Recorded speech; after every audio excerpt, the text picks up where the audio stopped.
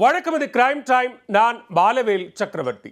பெண் தொகுப்பாளர் அளித்த பாலியல் புகாரில் தலைமறைவாக இருந்த கோயில் பூசாரி போலீசாரால் கைது செய்யப்பட்டுள்ளார். பூசாரிக்கு பொங்கல் வைக்க காத்திருக்கும் போலீசாரின் அடுத்த கட்ட நகர்வுகள் என்ன? கோவையைச் சேர்ந்த 30 வயது பெண் சென்னையில் தனியார் தொலைக்காட்சி ஒன்றில் தொகுப்பாளராக பணியாற்றி வருகிறார்.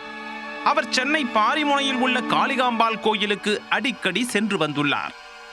அப்போது கோயில் பூசாரியான கார்த்திக் முனுசாமியுடன் அறிமுகம் ஏற்பட்டு இருவரும் நெருங்கி பழகியுள்ளனர்.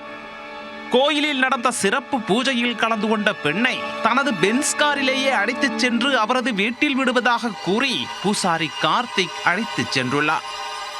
பெண்ணின் வீட்டிற்கு சென்றதும் தீர்த்தம் என கூறி மயக்க மருந்தை குடிக்க வைத்துள்ளார். சிறிது நேரத்தில் அப்பெண் மயங்கி விழ அந்த சந்தர்ப்பத்தை பயன்படுத்தி பூசாரி அவரை பாலியல் வன்கொடுமை செய்ததாக கூறப்படுகிறது. மயக்கம் தெளிந்த பிறகு அந்த பெண்ணின் காலில் விழுந்து திருமணம் செய்து கொள்வதாக நம்ப வைத்ததாகவும் தெரிகிறது. இதற்கிடையே அந்த பெண் தொகுப்பாளர் கர்ப்பமடைந்துள்ளார். குழந்தை பிறந்தால் சிக்கிக்கொள்வோம் என உஷாரான பூசாரி தனியார் மருத்துவமனைக்கு அழைத்துச் சென்று பெண்ணின் கருவை கலைக்க வைத்ததாக கூறப்படுகிறது. மேலும் தனது தோழி மூலம் பெண் தொகுப்பாளரை அவர் பாலியல் தொழிலில் தள்ள முயன்றதாகவும் கூறப்படுகிறது. இதனால் பாதிக்கப்பட்ட பெண் கடந்த 9ஆம் தேதி விருகம்பாக்கம் மகளிர் காவல் நிலையத்தில் புகார் அளித்தார்.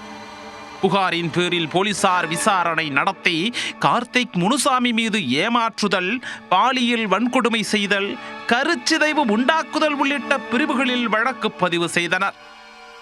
போலீசார் தேடுவது தெரிந்து தலைமறைவான பூசாரியை தனிப்படை போலீசார் தேடி வந்தனர். இதற்கிடையே காளிகாம்பாள் கோயில் அர்ச்சகர் பொறுப்பில் இருந்து சஸ்பெண்ட் செய்யப்பட்டார். அவர் வெளிநாட்டுக்கு தப்பிச் செல்லாமல் இருக்க லுக் அவுட் நோட்டீஸும் விடுக்கப்பட்டது. அதே நேரத்தில் பூசாரி கார்த்திக் முனுசாமி முன்ஜாமீன் கோரி சென்னை உயர்நீதிமன்றத்திலும் மனு தாக்கல் செய்தார். தான் புகார் அளித்த வழக்கின் விசாரணையை சிபிசிஐடிக்கு மாற்றி உத்தரவிட வேண்டும் என அவர் கோரிக்கை விடுத்திருந்தார். இந்த நிலையில் தலைமறைவாக இருந்த பூசாரி கார்த்திக் தனிப்படை போலீசாரிடம் சிக்கினார். அவரை கைது செய்து மதுரவாயல் காவல் நிலையத்தில் வைத்து பாலியல் புகார் தொடர்பாக தொடர் விசாரணை மேற்கொண்டனர்.